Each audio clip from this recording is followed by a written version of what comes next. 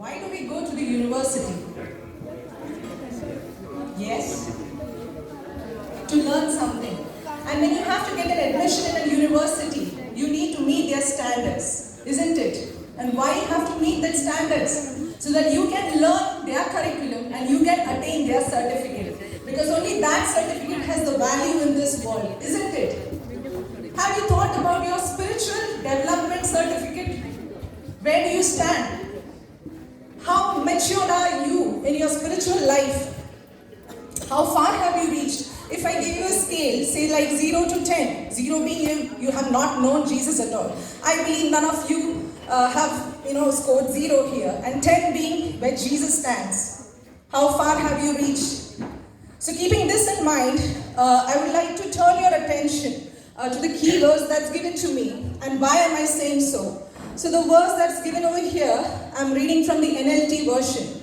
So it says in Ephesians 4, 11 through 12. Now these are the gifts Christ gave to the church: the apostles, prophets, evangelists, and pastors and teachers. Their responsibility is to equip God's people to do His work and build up the church, that's the body of Christ, and that's you and me.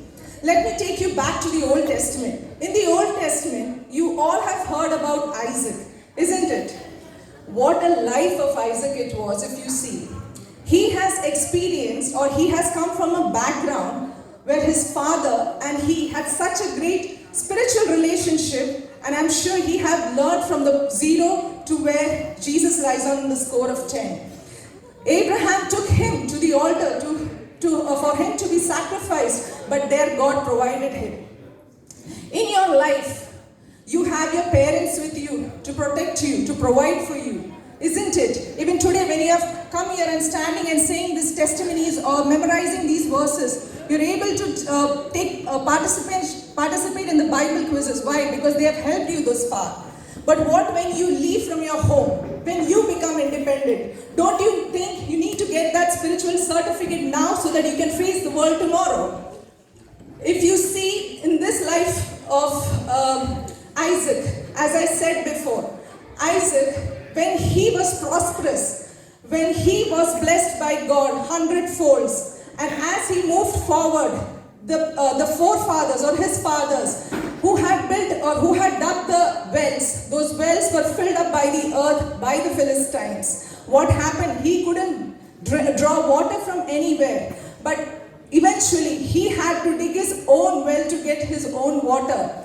Similarly, you have the support, and when you go out, you may not get your dad, you may not get your mom, you may not get your teachers and friends. You have to dig your own well. You have to get that own life streaming water from the heavens.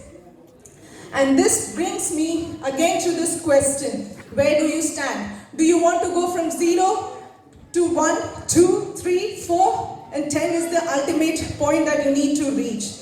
And that's why I encourage each one of you. I'm sure each one of you have known God in your life somewhere. Some of you have the encounter, some of you don't have the encounter. So you need to go ahead. You take the first step. God will take the next step in your life. And I'll conclude by telling you this. The certificate that you get in your university has only little value. But the certificate that you get from above, it has much greater value, and that will lead you to the eternal life. Go home with this takeaway message. Where do you stand? And God will do the rest. Thank you.